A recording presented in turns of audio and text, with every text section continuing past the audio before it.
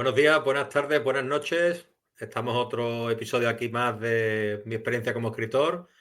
Hoy con Darío Vilas Couselo. ¿Qué tal? ¿Cómo estás, Darío? Buenas tardes, Leo. Muchas gracias Buenas por tardes. invitarme. No, tú eres como se suele decir, un must, ¿no? Que se dice ahora. Tú eres un obligatorio aquí si quieres venir, cuando quieras venir, porque yo tenía ganas de que viniera, ya no como escritor, que era un escritor formidable, sino como persona. A mí me ayudaste mucho cuando yo empecé en esto y yo no me olvido de eso y te tengo muy agradecido y además que eres un tío como me gusta a mí, humilde y que si puedes ayudar, ayuda. Y eso a mí me encanta y yo te tenía que tener aquí, te tengo que conservar como oro en paño. Nada, nada. O sea, no hice nada que no haga habitualmente con cualquier persona que en un momento dado se acerque y me pregunte o me pida un consejo o me pida que tienda la mano. Para eso estamos. Encantadísimo de la vida. Y además, pues oye, pues mira, pues se gana un amigo que está Pues sí, bien. yo ya te digo que encantado y habla muy bien de ti el hecho de que sigas haciéndolo y lo hagas con cualquiera, que yo ya me di cuenta en su momento y por eso quise de alguna manera pues intentar Bueno, tenerte ahí y ahora estoy un cuidarte. poco más desaparecido, de redes, pero bueno, que Ujú. por ahí estoy, que cualquiera que se quiera acercar ya sabe, no tiene más que escribirme y saludarme y tal, pero bueno, que estoy un poco más desaparecido por estas cosas de la vida.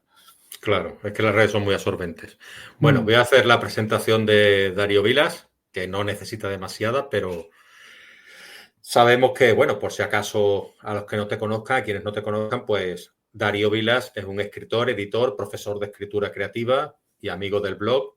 Darío ha navegado a lo largo de su carrera por diferentes géneros que van desde el terror hasta el fantástico, pasando por la literatura costumbrista, siempre con esa voz auténtica que le caracteriza y que tanto enamora a sus seguidores, entre los que yo me encuentro. Además, ha desempeñado importantes roles en el mundo editorial y educativo, brindando su experiencia en los talleres o en los cursos que imparte a nuevos talentos literarios. Y bueno, en esta charla pues exploraremos un poco su trayectoria y hablaremos de temas de interés y que están relacionados con el mundo de la cultura. Porque Darío, aparte de escritura y de literatura, sabe un montón de cine, de música y de un mogollón de cosas, porque yo te sigo en redes y veo que tiene muy buen gusto. Bueno, tengo un gusto y me gusta compartirlo con quien esté interesado. Luego, pues, hará caso o no, según lo que le guste también a cada persona, pero bueno, siempre intento, sobre todo en los últimos años, intento siempre muy en positivo, ¿sabes? O sea, no perder tiempo con lo que no me gusta, porque veo que lo hacemos demasiado, ¿no? O sea, que de pronto se estrena cualquier película, cualquier historia que está en boca de mucha gente y parece como que hay que ir a degüello o a los extremos o tal. Entonces llegó un momento que empecé a centrarme solo en lo que me gusta. No Y yo me, creo que hace tiempo. no me apetece hablar de otra cosa. Y al que le valga, pues estupendamente. Yo siempre digo que yo no aconsejo ni que yo no recomiendo. Yo comparto aquello que me gusta y si alguien siente curiosidad, que le eche un vistazo y una escucha o lo que sea y adelante. Es una premisa tuya que aprendí pronto porque te dije, Darío, esto me ha gustado, esto me ha disgustado, gracias por la recomendación. No, Leo, no, si a ti te gusta, bien, pero tú mismo, si quieres ir a Claro. verlo. Sí, sí, sí, yo no, yo recomendación, no, o sea, y ya siempre tendí un poco al tema este de no me gusta dar consejos, no me gusta recomendar, porque oye, cada uno es de su padre y de su madre. Pero si algo me gusta mucho, y hoy tú me preguntas algo concreto, porque también tuve esa etapa de que tuve mi librería y tal, y oye, ahí tienes que funcionar para Claro, recomendar y tal. Si conozco tus gustos, lo que intento siempre es que una recomendación mía vaya en función de los gustos de la persona, no tanto en los míos, ¿sabes? Si sí, yo veo en un momento dado, digo, ostras, pues esto a Leo igual le gustaría porque me comentaste que te gustó otra cosa parecida o lo que sea, pues cojo y te recomiendo eso. Te digo, oye, Leo, vi esto que yo creo que te puede gustar. Y a lo mejor a mí ni siquiera me gustó. A saber. claro, claro. No, pero eso es tener, pues ser un profesional, digámoslo de alguna manera. Lo que no te voy a perdonar nunca es que no te gusten los Goonies, pero eso ya es cosa tuya, eso ya. Qué, me- qué memoria, tío. O sea, ha sido- no, a ver, tengo que decir, a mí los Goonies, como a todos los de nuestra generación, cuando era pequeño, sí me gustaron. pero después con el paso de los años la vuelvo a ver y digo, es que ya no estoy ahí, es que me preocuparía seguir ahí, ¿sabes? En esa etapa. Que no, a ver, se puede disfrutar, sí, yo creo que se puede disfrutar sobre todo cuando te la ves con tus hijos, por ejemplo, Sí, ¿sabes? Porque sí, la sí, estás sí, sí. viendo un poco a través de esos ojos infantiles todavía de ellos y vuelves a gozar. A mí lo que me pasó siempre con los Goonies, aunque tampoco quiero extenderme aquí ahora hablando de... No, no, no, tranquilo, si aquí venimos a hablar de todo. Lo que siempre me gustó muchísimo es el prólogo, todo lo que es el inicio, todo lo que es cuando descubren el mapa en el trastero y tal, y estas cosas, toda esa parte me resultaba fascinante, cómo se iba preparando todo eso. Y luego cuando se mete en la aventura propiamente dicha, ahí desconecto. No me preguntes por qué, me parece más interesante todo cuando es misterioso. Y cuando se van presentando los personajes, que tiene una forma de presentar los personajes maravillosa y tal. Y luego la aventura en sí misma, pues ya no tanto. O sea, cuando era pequeño sí, claro, pero ahora de mayor digo, ya a mitad de película ya desconecté y a otra cosa. Pero bueno, que eso sí, si me la pongo con mi chaval pequeño, pues claro, es que la Se estás viendo disfruta. con él, ves cómo se emociona, ves tal y está guay. Y tanto. Yo me recuerdo que tú, cuando tenía la librería, yo te hice algún pedido y me recomendaste obras con mucho tino. Por ejemplo, creo recordar, tú sabes que yo para los títulos soy malísimo, Nudos de cereza de Ignacio Cid Sí. Hermoso. Uh-huh. Una obra formidable, y las tuyas que las leí también y algunas más. Es decir, con la del Cielo Caramelo, la de Reír en tu funeral. Es que la de Reír en tu funeral a mí me cautivó. ¿Para qué te voy a engañar? O Pues sea, me era alegra, muy buena, muy buena, muy buena. Y esa me me vino de alegra. regalo por una compra gorda, me parece que fue, o el Cielo Caramelo. Es la que me vino a lo mejor Puedes, de... no, probablemente sea de La pena y la nada bajo un cielo color caramelo, que era Sí, básicamente lo hicimos para eso, porque no había previsión. Sí que había previsión, llevábamos tiempo dándole vueltas con un editor de sacar eso de alguna manera, porque había formado parte de una antología con otros relatos sobre tema ciencia ficción, pero gustaba mucho el relato, el que lleva el título Bajo un cielo color caramelo. sí. Luego yo le añadí otro más que me parecía que no tanto a nivel de estilo como de fondo compartían una misma esencia y dije, bueno, pues ya que esto se estaba demorando mucho lo de sacarlo de manera individual, lo voy a sacar yo, pero ya, o sea, sí que se vendieron unas cuantas unidades a un precio anecdótico para cubrir un poco los gastos de imprenta, pero después lo que hicimos fue directamente con compras grandes y tal, pues solíamos regalarlo. Con lo que decías de Reír en tu funeral, pues me das una gran alegría, porque para mí es una obra que, siendo más cortita, la novela más cortita, es una novela al final, es una novela corta de 20 y pico mil palabras, es una de las que trabajé con más calma y con más intención en muchos aspectos. Entonces, yo soy, cualquiera que me conozca sabe que soy muy poco partidario de obras muy largas y tal, pero no porque sean largas o no, sino porque creo que cada historia pide su extensión y que esta pedía esa extensión y que llevarla más allá iba a jugarle en contra, entonces que está en la extensión justa. Y prefiero eso. Prefiero una novela de 150 páginas que me deje una huella profunda y que me deje rumiándola durante una buena temporada, que una de 800 que, bueno, puede estar muy bien, con muchas tramas, con muchas historias, pero que yo llego a un momento que, un poco como con los Goonies, desconecto y ya pierdo el hilo de interés, que las hay, por supuesto. O sea, yo he leído como el que más, novelones de 1000 páginas y tal. Pero bueno, que para el caso, Reír en tu funeral fue concebida desde un inicio como una novela corta, como o relato largo, si prefieres decirlo así, me da igual. La etiqueta me da lo mismo. Y había puesto mucho en ella porque además surgió justo después de que naciera mi hijo pequeño y era un momento en el que yo no tenía previsto escribir nada. Porque no tenía tiempo, porque pasaba muchísimas noches en vela, porque fue un chaval que dio su guerra de bebé y tal, que nació algo prematuro y bueno, un montón de historias y dije, esto no estoy para escribir, pero a veces pasa esto, que no estás para escribir, pero de repente la historia te pide paso. Y dice, oye, pero yo estoy aquí. Entonces, sacando tiempo de donde fuera, le fui dando forma y al final me quedó una novelita corta de la que estoy muy orgulloso, muy alegórica y que no todo el mundo entiende, pero que cuando alguien entiende, o como en tu caso, cuando alguien conecta con la frecuencia de esta historia, la disfruta, me lo dice y yo digo, pues valió la pena por 1000. Yo tuve que hacer la reseña y ya te digo que me recordó ese puntito Aronofsky que hablábamos tú y yo, que me dijiste, pues me gusta que me lo digas porque yo también lo veía así Sí. y muy guay, tío. La verdad es que esa historia yo a cualquiera, además, es que ya no solo eso, sino la maquetación, es que ese puntito de libro pequeñito, de bolsillo y esa ¿cómo te diría? Esa portada tan blanca, tan minimalista. Yo lo vi todo formidable en esa, igual que en el caramelo me suscitó otras cosas. El del cielo caramelo me suscitó otras cosas.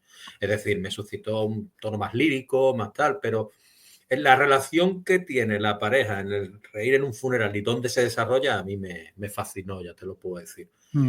Yo no era algo premeditado, pero tenía muy en mente una obra japonesa, una novela japonesa que se titula La mujer de la arena y hay una adaptación, hay una película también, no la recuerdo muy bien la película, pero sí la novela, y llegó un momento en el que me di cuenta de que estaba haciendo como una especie de mi propia versión, aunque realmente después pues no tiene nada que ver en algunos aspectos, pero sí esa sensación de estar atrapado en un entorno muy cerrado y esa imposibilidad de salir que realmente parece que es algo más propio del personaje que un impedimento real, ¿vale? Sí están poco a poco cercados por el frío, pero al final si tú te paras a pensarlo dices, abre la puerta y vete.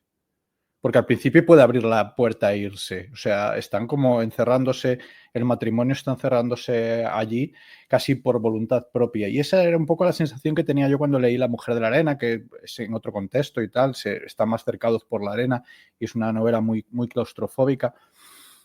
Y yo pensaba todo el rato, pero levántate y vete.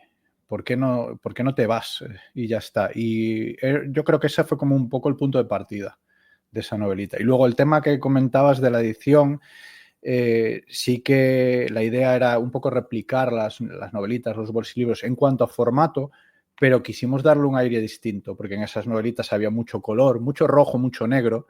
En los bolsilibros clásicos de la Bruguera, a los autores de los bolsilibros clásicos no les gusta nada que le llamen bolsilibros. Novelas de Aduro les gustaba Sí, más que sí, les sí. llamaran. Novelas de Novelas de Aduro. aduro, tío.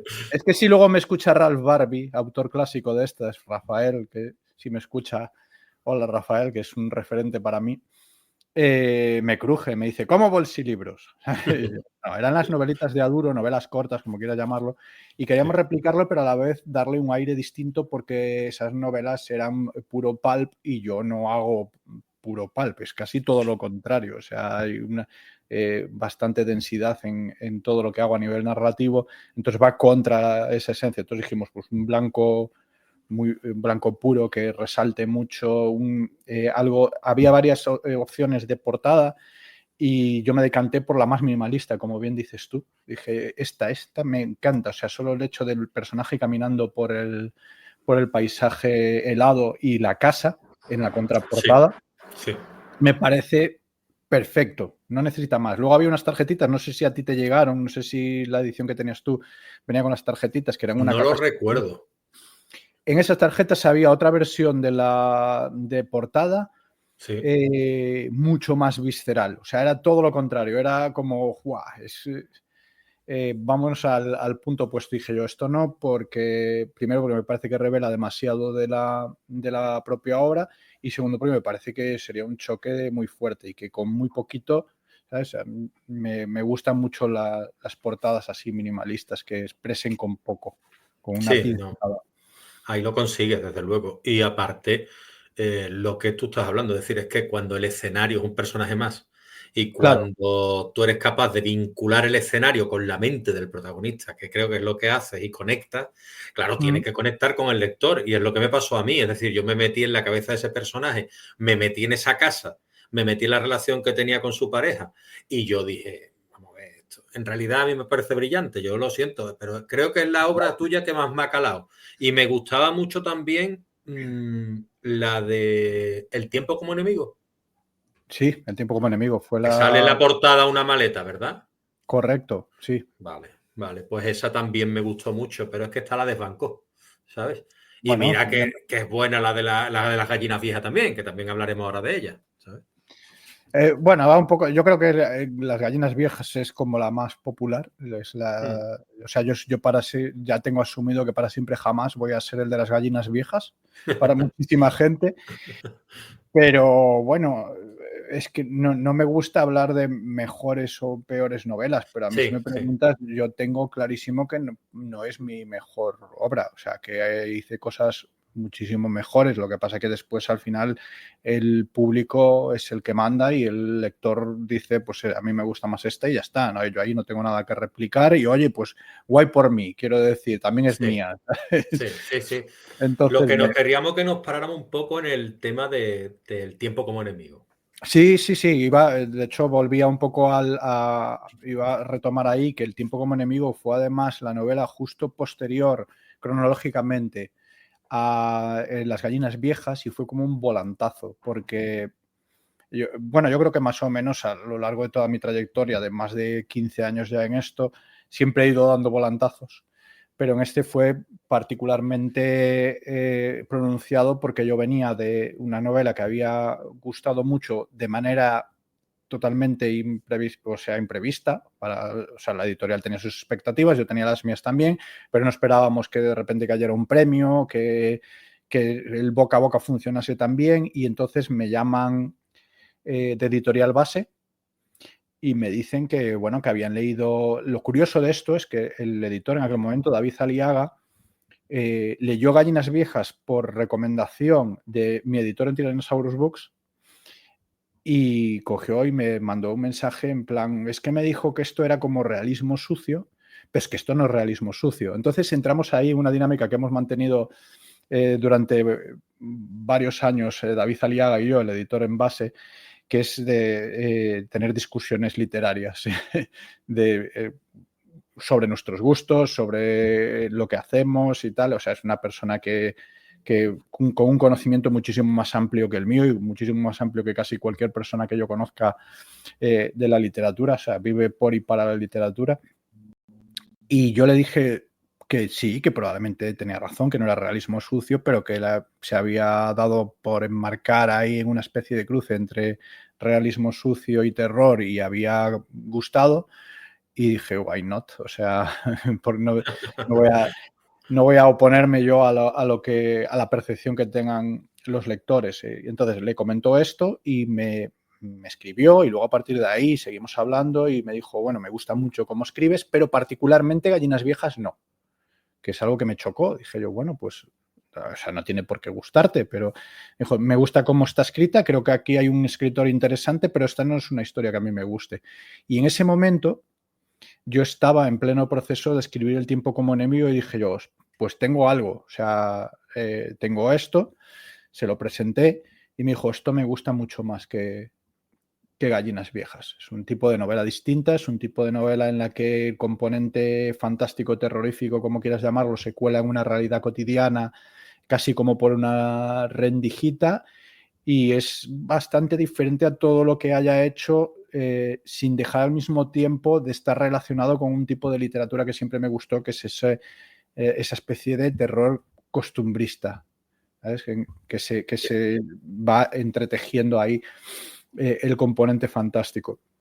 Y además partía de un recuerdo de adolescencia, infancia, de alguna historia que me habían contado y que no quise profundizar en conocimientos sobre ese suceso porque yo ya había empezado a tejer toda mi ficción alrededor de ese suceso, que es una niña que camina por una barandilla en un balcón y que en un momento dado se cae.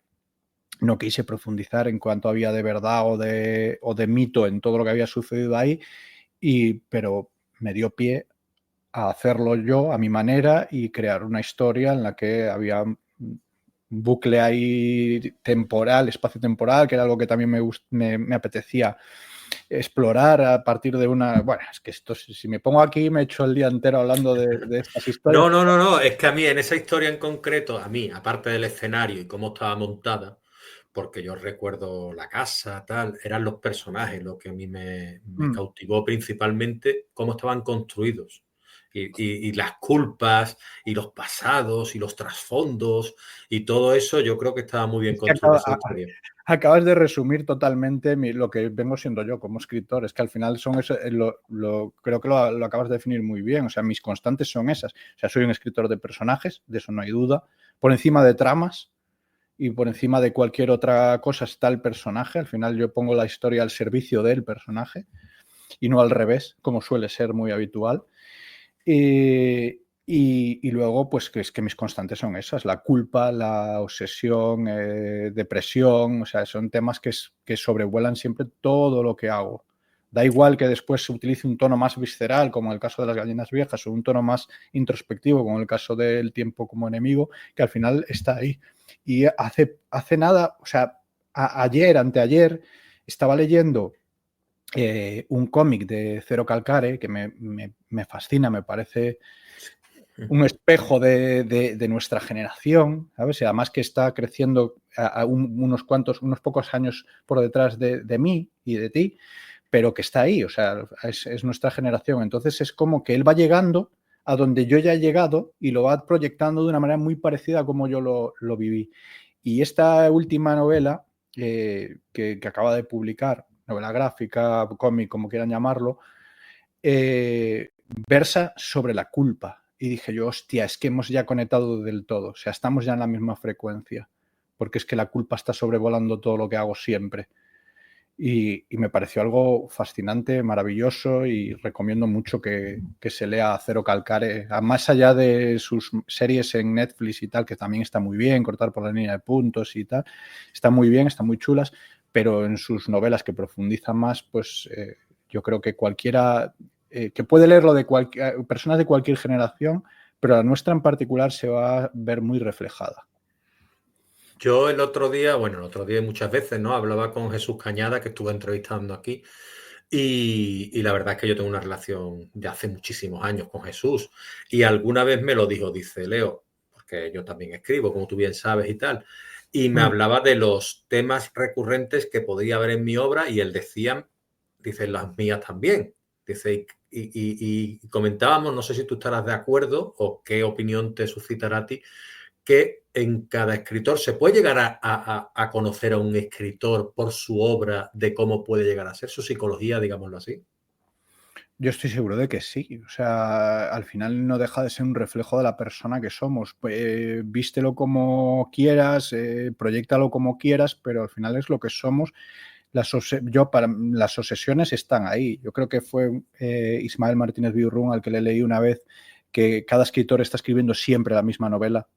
¿Sabes? Cada uno distintas entre sí, quiero decir, Jesús escribe la suya, yo escribo la mía, Ismael escribe la suya, pero cada uno de nosotros estamos escribiendo siempre la misma, con diferentes envoltorios, pero al final estamos hablando siempre de las mismas obsesiones y de las mismas historias. En el fondo está lo mismo, y yo creo que incluso a nivel generacional seguramente encontremos algunos patrones. Si nos pusiéramos a eso, Ismael sería fantástico para eso, porque es un ensayista cojonudo. Seguro que encontraría una serie de constantes y unas obsesiones recurrentes en todos los escritores que formamos parte de esta generación, que estamos entre los 40 y los 50 años más o menos, los que estamos encarando la mediana edad, con todas las crisis que eso conlleva. Sí, yo en momento personal, es que al final te das cuenta de que cuando yo creo, ¿no? Cuando tú tienes hijos y cuando estás pasando esa etapa en la que ves envejecer a tus padres, estás tú dando un paso más al frente, tus familiares más mayores se están yendo, ya digámoslo así, van más veces al tanatorio que a la iglesia para una boda, y te das cuenta de que todo eso funciona así, y tú empiezas a comprender lo que es la vida y empiezas a entender a tus padres, empiezas a entender todo aquello que te explicaron, empiezas a cultivarte tú mismo, a buscar la sabiduría donde crees que debe estar. Al final, yo creo que eso ayuda, alimenta y nos lleva a lo que tú estás diciendo, a que cada uno pues podamos proyectar de alguna manera todo eso que llevamos dentro de esa manera. Es decir, en esos temas. Totalmente. Sí, sí, aparte, mira, justo estabas mencionando eso y es precisamente la última novela de Cero Calcare que he mencionado antes, va por ahí, va por ese momento en el que te das cuenta de que el tiempo pasa muy rápido, ¿vale? Y que de los 20 años a los 40 y te parece que fue un suspiro y entonces es cuando aparece por ahí la voz de la conciencia esta que tiene el personaje de Cero Calcare, que es un armadillo, no sé si estás familiarizado, pero es un armadillo que le viene ejerciendo de voz de la conciencia y le dice, ojo, que si te parece que pasaron 20 y pico años en un suspiro, ahora proyéctalos hacia adelante y van a pasar en otro suspiro otros 20 y pico años y de repente vas a ser un señor mayor y tus padres ya no están. Sí. Y ostras, que a mí me dejó planchado, pero a la vez dije, mira cómo estamos todos en ese proceso, en ese punto. Luego, claro, pues tenemos que aprender a manejarnos con todas estas crisis de identidad y de edad y cada uno las capeará a su manera. Habrá quien se compre la chupa de cuero y se salga por ahí en moto a exprimir los últimos años de juventud que le quedan y hay otras personas, que es más mi caso, que tendemos a mirar más hacia adentro y a reflexionar sobre lo que ya vivimos y sobre lo que nos queda por vivir, que es el punto en el que estoy yo. A mí a estas alturas lo que me llama la atención es cuando miro hacia atrás, hablando de mi propia obra, y veo, aunque tenga temas que siguen estando vigentes, cómo fui cambiando. Y me parece que es muy bonito haber podido estar en los últimos 15 años publicando, porque es como mirar a esas obras, es como hacer un viaje en el tiempo, es como dejar un legado de memoria, por lo que tú dices, o sea, que al final está reflejándonos. Aunque trabajemos en la ficción, está reflejándonos como personas. Entonces, cuando miro atrás y veo obras como Lantana, donde nace el instinto, que fue mi segunda novela y digamos la primera de corte más introspectivo, digo, ostras, el Darío de 30 años, ¿sabes? De 30 y pocos años. Esto es lo que tenía él en la cabeza, esto es lo que le preocupaba. Y lo contrasto con la última novela, con Una cara conocida, esa es. Le tengo muchísimo cariño a ambas, pero Lantana particularmente porque fue mi primer salto sin red, de decir, bueno, vamos a lanzarnos a esta piscina y a ver qué pasa. Y lo que te comentaba, que lo comparo con las preocupaciones que aparecen reflejadas en Una cara conocida y se ve que una es una novela de un treintañero y otra es la novela de un cuarentón, las cosas como son. Claro, pero es que son lo que somos. Claro, cuarentones, yo casi cincuentón ya, yo no sé. Tú eres del 78, ¿no? 79. 79, yo soy del 76, yo te saco un poquito más, un poquito. Nah, la misma pero generación. eso, exactamente. Porque ¿qué queda de ese escritor de Lantana y de Instinto de Superviviente? Yo creo Y hasta hoy en día que has sacado hace poco tu última novela. Yo creo que queda, a ver, la esencia yo creo que sigue siendo la misma, que es al final una persona en una búsqueda constante de su voz y de su sitio en el mundo, que es básicamente lo que vengo haciendo. Y luego, pues también sigo manteniendo ese puntito que a veces yo suelo decir un poco con condescendencia hacia mí mismo, que es un poco pueril que siempre intente hacer justicia poética a través de la literatura, que es sacar toda la mierda, todo lo que me molesta, todo lo que me duele, todo lo que me inquieta, lo vuelco en mis obras y les doy como una especie de resolución. O sea, me purgo o vomito, como una quieras. catarsis, ¿no? Eso se suele llamar, Sí, ¿no? una catarsis. Y eso es lo que vengo haciendo desde el principio. Entonces, esa puede ser una de las constantes. O sea, eso es lo que se mantiene a lo largo del tiempo. Luego, si nos ponemos a mirar ya cada obra en particular, pues es que Instinto de Superviviente probablemente no tenga nada que ver con Una cara conocida. Pero es que Una cara conocida probablemente no tenga nada que ver con la novela justo anterior, que era La oración del sepulturero. O sea, es que he ido cambiando de registro según lo que me pedía el cuerpo y hasta la actualidad en la que estoy escribiendo algo pequeñito, ahí estamos, estoy escribiendo algo pequeñito que es muy diferente de lo justo anterior, pero si volvemos otra vez a lo de antes, seguramente el que me conozca sabrá de identificar unas ciertas constantes o una voz o unas inflexiones, lo que viene siendo la voz esa en la que yo siempre, esa voz personal que ando buscando. No sé si la encontré, los que me leen habitualmente dicen que sí. Sí. Yo sigo en ello, y yo creo que Sí. será una búsqueda que durará lo que dure yo como escritor. O sea, Sí, sí, que eso yo no creo se acaba también. nunca. Yo creo que también está de acuerdo que es como la energía, ¿no? Es decir, que se va transformando, pero no puede cambiar. Es decir, tú la No, vas es que transformando a medida que pasa tu vida, ¿no? yo solo concibo la literatura y mi carrera como escritor de esa manera, de una búsqueda constante. Si no hay búsqueda, si no hay un reto o si no hay un objetivo o si no hay algo, yo contar historias por contar no me nace de esa manera. De hecho, yo siempre digo que yo escribo muy rápido, pero muy poco. Es decir, cuando yo ya me embarco en la escritura propiamente dicha de una novela es porque ya lleva muchísimo tiempo dando vueltas en mi cabeza, porque lleva muchos meses madurándose. Entonces, en ese momento escribo muy rápido y a lo mejor en 1 mes, 2 meses, 3 meses, la más larga, puedo tenerla ya escrita. Pero esto ha estado ahí muchísimo tiempo madurando. Y para mí cada una de ellas tiene que ser como un reto inicial. O sea, tengo que plantearme algo, tengo que querer conseguir algo. Eh, te puedo poner un ejemplo concreto que es pues en Gallinas Viejas. Más allá de tramas y de lo que quisiera contar de fondo y tal, dije, pues quiero que toda la novela esté en presente y en primera persona. ¿Vale? Bueno, no toda, pero en la primera persona, pero sí toda está en presente y que toda la trama se desarrolle en 24 horas. Ese era mi reto. Así es como funciono. Si no tengo ese estímulo de quiero algo concreto, quiero conseguir algo nuevo, quiero hacer algo que no haya hecho hasta ahora, probablemente no haga nada. O sea, no consiga encontrar el punto de motivación. Al final es eso, motivación. Sí, y claro, cuando alguien como tú, es decir, que ha sido finalista de bastantes concursos, certámenes, premio Nosferatu en el 2012 al mejor relato de la antología Calabazas en el Trastero.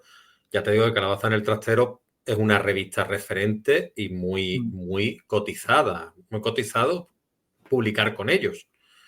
Sí, Y y hoy en día que además ya desapareció porque sí, la editorial Saco de Huesos ya prácticamente está desaparecida, creo que forma parte como colección de otra editorial, de su sella, pero ya desapareció, entonces ya no se están convocando los calabaces en el trastero, ahora están más cotizados que nunca. Es claro, y decir, tú hiciste ahí terror oriental, es decir, sí, a ti te gusta mucho la cultura oriental, ¿no? Por lo que veo. me gusta la cultura oriental, me gusta muchísimo, además en aquel momento estaba metidísimo en el terror japonés y oriental en general. Y esa convocatoria surgió en un momento en el que estaba, pues que me mamaba todo, ensayos sobre cine de terror, me veía películas de estas que no nos llegan y que tienes que acabar viendo en YouTube con subtítulos o tal, como pudiera. Entonces estaba metidísimo en eso y me dio la oportunidad de documentarme, que es algo que me gusta un montón. Me gusta mucho documentarme ya como vicio en sí mismo. O sea, a veces me documento hasta extremos que no necesito, que digo, hostia, hace rato que tengo ya lo que necesitaba para escribir esta novela, pero yo sigo documentándome porque es que me metí ahí ya y voy a fondo. Y me dio la oportunidad de documentarme sobre el sintoísmo y dije, pues adelante con esto. Ahora ya no Es la recuerdo. religión mayoritaria de Japón, ¿no? Sintoísmo. Sí, ahora ya no recuerdo gran parte de lo que me había documentado en aquel momento, pero sí, perdón, el relato estaba muy, muy bien documentado en ese aspecto y había una serie de cosas, pequeñas licencias que pasaban dentro de un ritual sintoísta, un ritual funerario que se describía en el relato, que cualquier persona que estuviera familiarizada con el sintoísmo le iba a chirriar al momento y luego tenía una razón de ser. Por eso soy tan ¿sabes? Por eso soy tan dedicado al tema de la documentación y tengo tanto respeto, pero digo, si voy a meter algo, va a ser con conocimiento, ¿sabes? Que alguien me, oye, esto no va así, yo ya lo sé, por eso lo hice de esta manera. Y luego al final se resuelve y se ve que efectivamente tenía una razón de ser el haberme tomado esa licencia dentro del ritual sintoísta.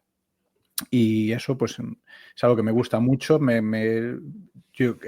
Calabazas en el Trastero fue una gran cantera del fantástico español y del terror español en particular, y me alegra un montón haber formado parte de eso. Sí, normal, porque ya te digo que era un referente y estaba muy cotizado publicar con ellos y era difícil. Sí, había que pasar una criba, había que Una pasar buena criba, sí. sí, una buena criba, y había muchísima gente que se quedaba y a gente Yo lo intenté y no pasé.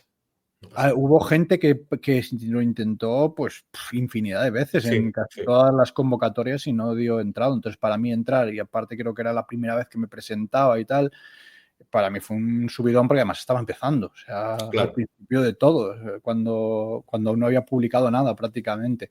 Y me colé en un par de calabazas en el Trastero. Sí. Me colé en ese, en tres. En ese, en Monstruos de Cine y en Peste. Ajá. En tres me llegué a colar. Muy bien. Y después pasaste ya al Premio Pandemia 2013 a la mejor antología de relatos como coordinador y coautor del tomo Antología Z, volumen 6. ¿Qué nos Sí. puedes contar sobre ese tomo y esa antología? ¿Cómo fue eso de coordinar? A ver, fue algo bastante fortuito porque, bueno, yo en aquella época llevaba una página web que era H Horror, Horror Hispano, o sea, que estaba dedicada 100% al terror de autores nacionales. Daba igual que, o sea, hablábamos de cine, hablábamos de literatura, pero siempre de creadores españoles o hispanos dedicados al género de terror. Y entonces, pues no recuerdo muy bien cómo llegué al punto de contactar con la gente de Dolmen. Estaban en aquel momento, vendía muchísimo el tema del Boom Z, estábamos en pleno apogeo y no recuerdo cómo surgió la propuesta, la verdad, pero sé que llegado un momento dije, mira, o sea, había un grupo de autores que ya estaban conmigo ahí en esa página web, que ya colaboraban, más los que habían participado en otras antologías que yo había montado desde esa propia página web, y dije, vamos a presentar esto a Dolmen y a ver si les interesa, a ver si les gusta la propuesta. Se lo planteamos, les gustó el tomo y adelante con ello. O sea, coordinar fue básicamente contactar con todo aquel grupo de gente que ya habíamos colaborado en otras cosas y decirles, nos ponemos a esto, y decir, pues sí, adelante. O sea, la verdad es que fue sencillo y cómodo, no hubo mucho trabajo de coordinación más allá de luego decidir qué relatos entraban y cuáles se podían quedar fuera porque no dieran con la calidad o porque no encajasen dentro del tomo. Claro. Después viene el Premio Nocte 2014 a la mejor novela nacional y hablamos del hombre que nunca sacrificaba a las gallinas. Bueno, nunca sacrificaba las gallinas Las viejas. gallinas viejas. Sí que Las gallinas viejas que está por aquí. hay El cierta hombre. intencionalidad en la forma en la que está. Bueno, hay cierta. O sea, es que siempre hay una intencionalidad en todo lo que hago, y en el título de una novela, por supuesto, siempre hay una intencionalidad. Porque me tienen comentado alguna vez, ¿por qué no a las gallinas viejas?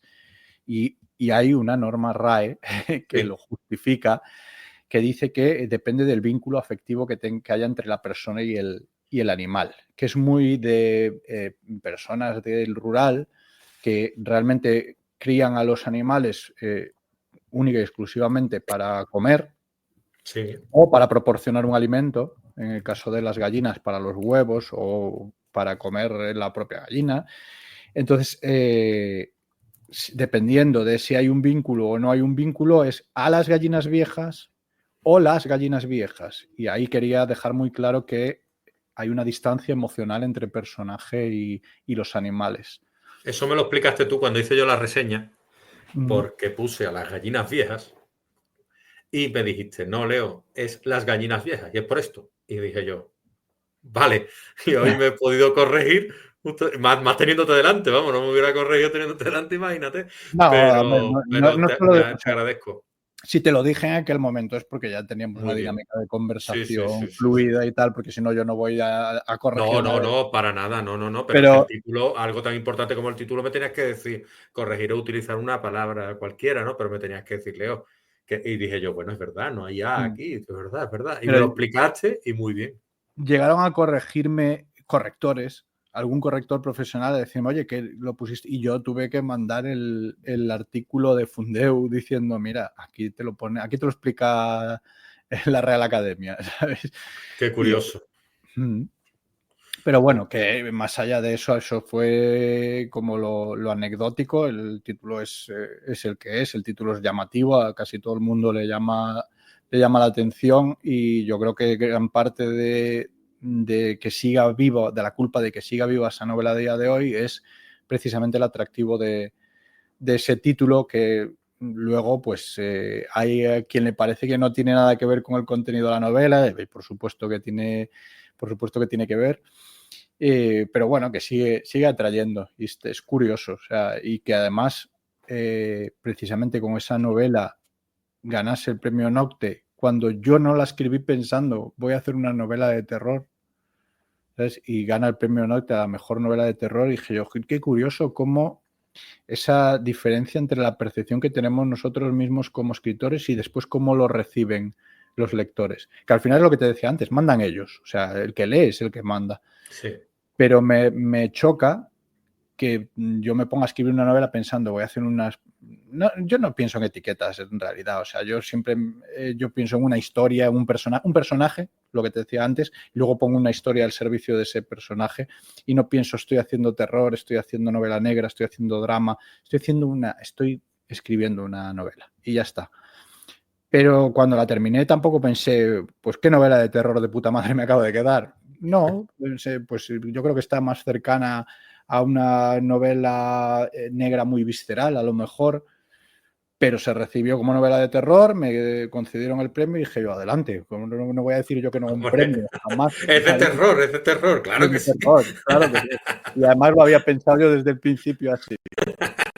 Hombre, claro, a ver, claro. Que ya cuesta bastante que tengamos nuestra cuotita de visibilidad como para ponernos a tiquismiquis con una etiqueta, la que tú quieras. No, pero aparte, yo que te sigo en redes sociales desde hace mucho tiempo y te tengo ahí en el Olimpo de mis escritores así conocidos, ¿no?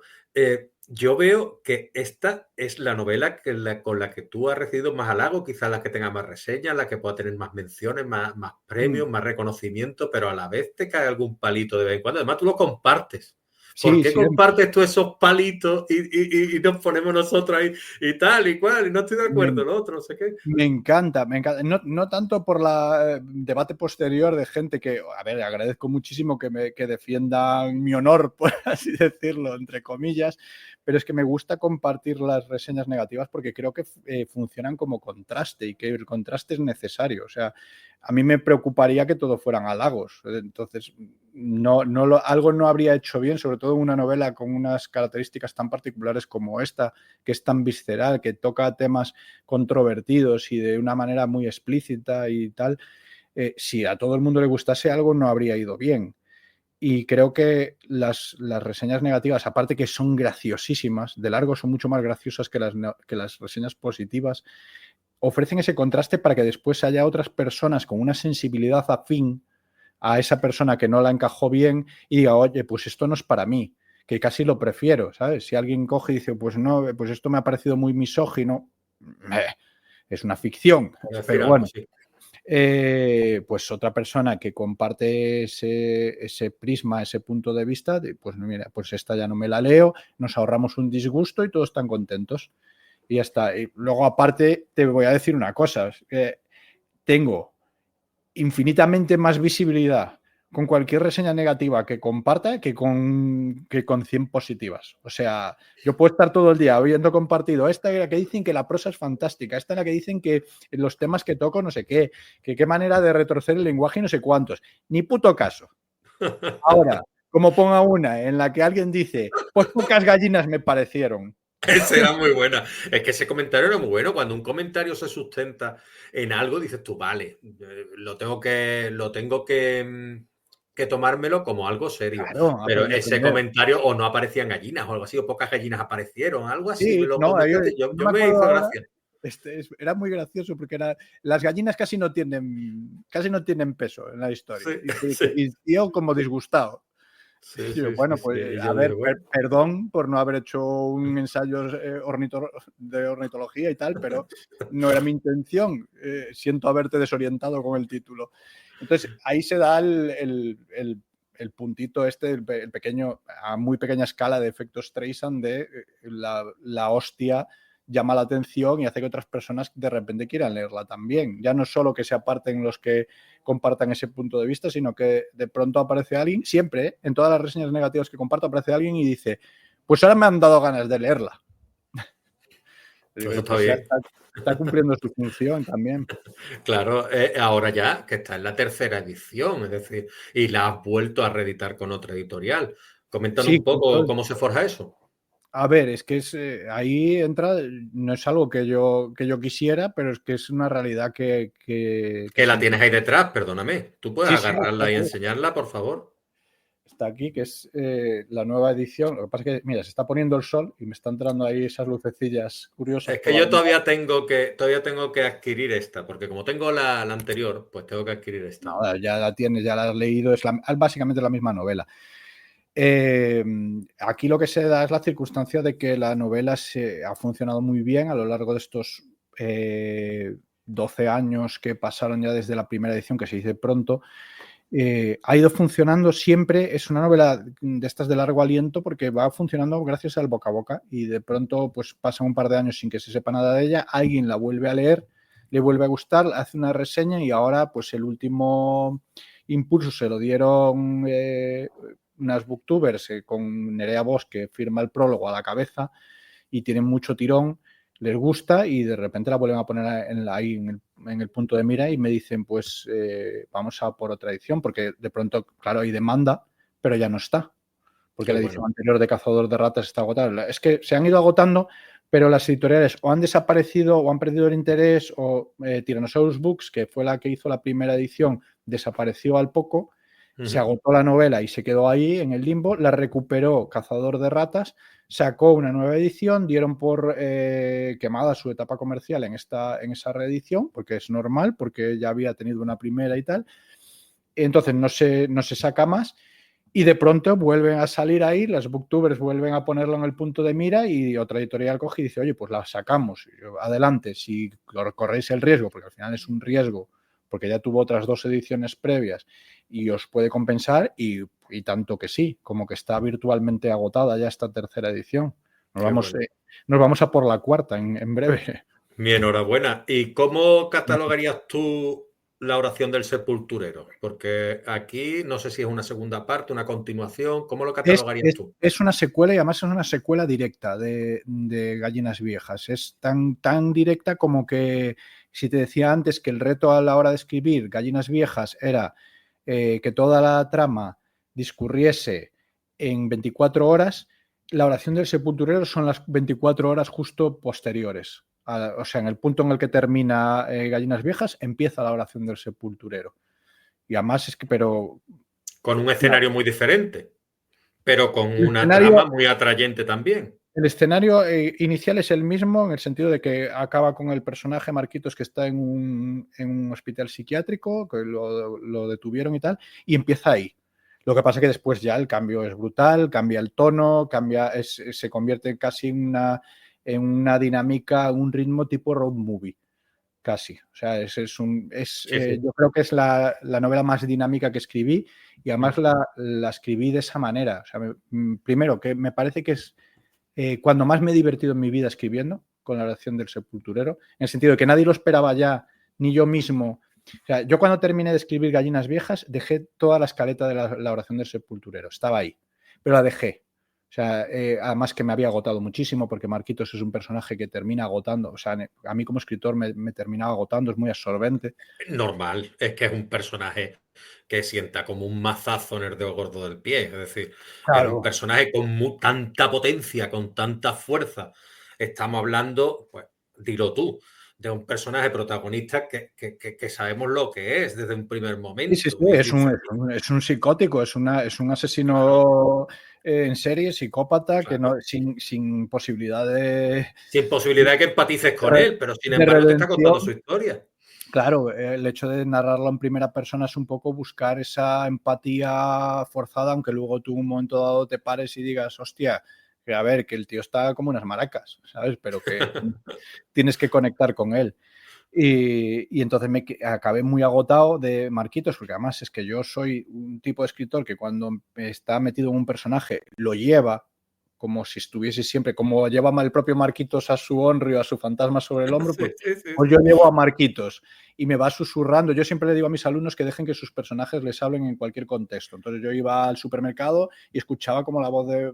A ver, que no parezca que estoy aquí tarao, lo hacía. Pero que es un rollo Stanislavski la Sí, escritura. algo así, pero a ver, que lo tengo claro, o sea, es algo forzado, quiero decir, no es algo que de repente escuche voces en mi cabeza, sino que yo intento que el personaje interactúe con mi entorno, escuchar su voz y cómo respondería ante determinadas situaciones, porque eso me ayuda a la inmersión en el personaje que luego traslado a la novela. Entonces, acabé hasta los cojones de Marquitos y pasaron 6 años.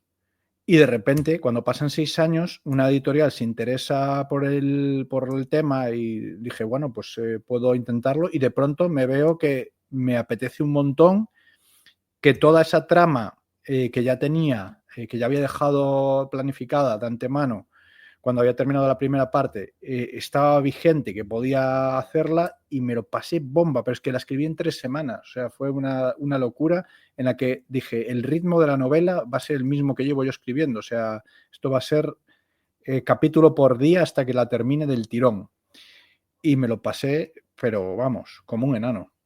O sea, que es A mí, la que más ha disfrutado entonces escribiendo. escribiendo sí, luego a ver, luego cada uno tiene sus cosas. A mí, pues tengo también mi niña bonita entre mis novelas, mi favorita, pero esta es en la que más disfruté de largo. O sea, para mí fue una montaña rusa escribir. Y aparte que creo que se nota y me parece hasta mejor. No, yo sé que me van a crujir los seguidores de Gallinas Viejas y tal, pero me parece mejor novela que la Yo primera no parte. tanto te diría mejor como sí que es más dinámica. Es más Sí que dinámica, es pretende más ser más dinámica y más dinámica. rápida de lectura, Pero ¿sabes? aparte de eso, luego ya hay una cuestión que es que uno mismo como escritor se va conociendo más y sabe lo que le funciona y lo que no. Y entonces creo que me di mejor algunas cosas que en Gallinas Viejas. Lo que pasa es que Gallinas Viejas siempre tendrá el valor añadido de haber sido la que descubrió el personaje, la primera.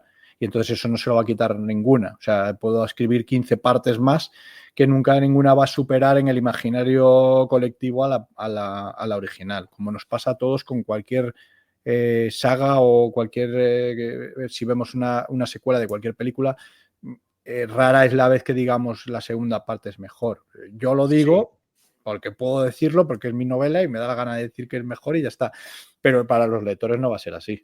Es que yo lo veo, yo creo que a veces cometemos el error de cuando, bueno, el error por llamarlo de alguna manera, ¿no? Cuando dos partes conectan, deberíamos verlo como una historia completa. Y De en hecho tu lo es. caso, conectan y es una historia completa muy redonda. Es decir, no tendría que verlo yo como dos partes o como una secuela, sino como una historia completa que está perfectamente hilvanada una con la otra y conecta a la perfección. Ese es mi punto de vista. Sí, sí, Entonces, sí, lo claro, es. Por eso ya te digo que si yo terminé de escribir Gallinas Viejas y estaba con la escaleta ya de la siguiente, o sea, es que fue algo, fue seguido, ¿no? O sea, podía haberla escrito al día siguiente, ponerme con ella, no lo hice por agotamiento, esperé 6 años. Ahora se cumplen los 6 años desde que escribí La oración del sepulturero, solo lo digo. dos cositas quiero yo antes de que se me escape. Apúntate que tenemos que hablar de esa niña bonita que no tiene ningún escritor y tú me acabas de hablar de ella. Tú tienes una novela entre las tuyas que es Niña Bonita, pero antes quiero que me hables de la isla de Simetría, que me parece muy interesante. A ver, Simetría, para ser justos y en honor a la verdad, no es una creación mía en particular, o sea, no solamente mía, fue una creación colectiva de cuando yo empezaba, cuando daba mis primeros pasos en webs de relatos, turrelatos.com y algunas otras en las que me fui fogueando como escritor y fui haciendo mis primeras relaciones con otros escritores. Habíamos hecho una pequeña antología, recopilado una pequeña antología que se titulaba 11, que se llegó a publicar, pero no llegó a distribuirse y nos quedó como ahí, como la espinita clavada. El libro existe, lo tengo por ahí. Un libro muy primerizo a todos los niveles, un libro de relatos. Y dijimos, ¿y si ahora hacemos algo pero que esté mejor cohesionado, que todos los relatos se ambienten en un mismo entorno? Y ahí surgió la Isla Simetría. ¿Qué pasa? Que después cada uno de nosotros llevó un camino distinto y al final nadie se decidió a trabajar en ese contexto de la isla. Entonces quedó como un esbozo de trazo muy grueso, ¿vale? Como unas pinceladas. Puede ser una isla en la que pasen muchas cosas malas, tal. Una serie de pautas, pero muy, muy trazo grueso. Y entonces, pasado un tiempo, Rafa Rubio y yo, que estábamos totalmente metidos todavía en el universo Simetría y lo estábamos haciendo crecer, dijimos, vamos a hacer algo con esto. A mí ya me había surgido el personaje de Marquitos, que inicialmente, antes de llegar a la novela, lo exploré en 3 relatos, lo testé, por así decirlo, en 3 relatos, y decidimos sacar una pequeña antología que se titulaba Imperfecta Simetría, que fue la primera obra realmente ambientada en la isla. Entonces yo siempre digo que los padres de Simetría somos Rafa Rubio y yo, aunque tiene más familiares, los que se fueron quedando por el camino. Y luego se unió José Luis Cantos, que le dio la dimensión final, o sea, la impulsó muchísimo más, le dio más profundidad, creó un mapa, creó lugares concretos, personajes que después aparecieron también en mis propias obras y tal. Y también tiene por ahí su parcelita Ignacio Cicio Hermoso, que hicimos una antología girando en simetría a 4 manos, Ignacio Cid, Rafa Rubio, José Luis Cantos y yo. Entonces, tengo que reconocer que no es algo solamente mío, que es una creación colectiva y que además yo siempre he dicho que está abierta. Es decir, que el que quiera explorarla, que la explore. Que, a ver, hay una serie de pautas que obviamente hay que respetar, pero no me importa. Hay un escritor de mi localidad, Rubi Giraldez, que tiene un relato en una antología que está ambientado en simetría, que no tiene nada que ver con nada que hiciéramos los demás. Pero me lo comentó y le dije, adelante con ello, ¿por qué no? Es un Le espacio. funcionó, ¿no? Sí, le funcionó. A ver, es una antología colectiva, como toda antología colectiva, el recorrido no es muy largo, pero el relato está guay. Vale, vale. No, no, claro, porque, a ver, si tú escribes un relato que está referido en un mundo que no has creado tú, digámoslo así, digamos, que tú le digas, el relato funciona. Por eso te he preguntado, porque Sí, sí, como lo has sí, sí. mencionado, digo, entonces que funcionaba y Y a ti de te gusta. hecho me pidió opinión y yo le dije que sí, que funcionaba y que adelante, que tal. Y yo creo que además incluso hay ahora una antología en marcha más que está coordinada por José Luis Cantos, que ya te digo que es como el que recogió el testigo y que está todavía muy metido en ello. Tiene ya una novela publicada ambientada en simetría y va por la segunda. O sea, simetría sigue súper viva. O sea, la isla está, yo creo que tiene muchísimo todavía por explorar. Yo tenía pues tramas para 2, 3 novelas más, lo que pasa es que llegó un momento en el que dije yo ya, esto no, o sea, mi etapa simetría yo creo que ya está quemada, creo que ya conté suficiente y a lo mejor algún día la cierro con una cosa que se me quedó por ahí pendiente, pero de momento en principio no tengo intención de regresar. Recuerdo un mapa yo, ¿no? Sí, hay un mapa. Hay un mapa. Vale. De hecho, lo publicamos creo que en la segunda edición de Gallinas Viejas Ujú. y, y José Luis lo metió en Vale, otro vale. libro de él. Muy bien. Y ahora háblame de la, de la niña bonita tuya. A ver, la niña bonita mía es esta. Es una cara conocida. Esta es una de las últimas tuyas. Es la última novela inédita que publiqué. O sea, antes de la reedición de Gallinas Viejas y tal, fue la última novela inédita que saqué. Y claro, es fácil decir que es Tu niña bonita cuando es la última, pero es que cronológicamente la historia que abordo en esta novela a nivel emocional va mucho más atrás que las demás. O sea, seguramente la primera vez que pensé quiero escribir una novela sobre esto fue sobre el tema que aborda esta novela. Entonces, para mí, ya no solo por eso, sino por todas las emociones que hay volcadas, por todo lo que conllevó, tanto positivo como negativo, porque hubo cosas muy negativas y cosas muy positivas que surgieron a raíz de haber escrito esta novela, es mi preferida. Es mi preferida. O sea, esta novela aborda un crimen. Lo que pasa es que no me gusta decirlo de que aborda un crimen porque luego la gente se piensa que es un true crime o una novela estilo policíaco y tal, y no. O sea, no va de eso, va de lo de siempre, la culpa, depresión, una serie de temas que siempre tengo ahí. Entonces, sobre todo va de eso, de la obsesión de un personaje y su caída poco a poco en un estado depresivo.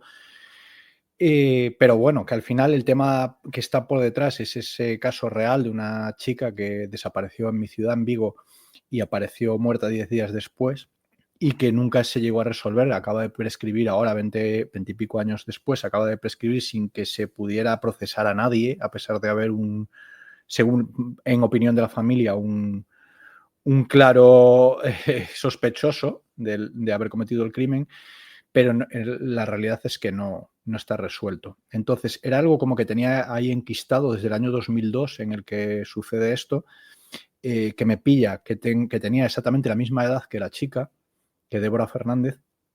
Entonces, me marca porque veía el cartel con su rostro por toda la ciudad y veía una mirada con mucha vida y pensaba, todos los días pensaba, ojalá aparezca y esté bien. Entonces, cuando aparece muerta, algo previsible, porque sabemos que cuando pasan X días desde la desaparición de una chica, el final, el desenlace suele ser ese, para mí supuso un mazazo. Entonces, ya en aquel momento, año 2002, empecé a pensar que necesitaba escribir sobre ello. Y tuvieron que pasar 20 años más hasta que al fin escribí. Entonces, esta novela está estructurada de una manera muy peculiar, que es en dos líneas temporales, año 2002 y año 2022, con un mismo personaje, y la parte 2002 va muy apegada al chaval que yo era en aquel momento. Al chaval de 22 años que yo era en aquel momento, está bastante apegada a él. Sin embargo, luego en la parte 2022 se desmarca por completo, el personaje lleva una vida totalmente diferente a la que llevé yo y a partir de ahí pues es la ficción más pura, por así decirlo. Pero es como una especie de voy a fantasear con lo que podía haber sido mi vida si yo no me hubiera salido de ese bucle de obsesión que tenía en aquel momento con el caso. Y esto me llevó, por un lado, a que terminé de escribir la novela con un estado depresivo latente que derivó en una depresión. O sea, esto es 100% real, que acabé con una depresión. Por muchos motivos, o sea, no solo porque, sino porque, claro, estaba metido en ese rollo y digamos que ya me llevó hacia el fondo.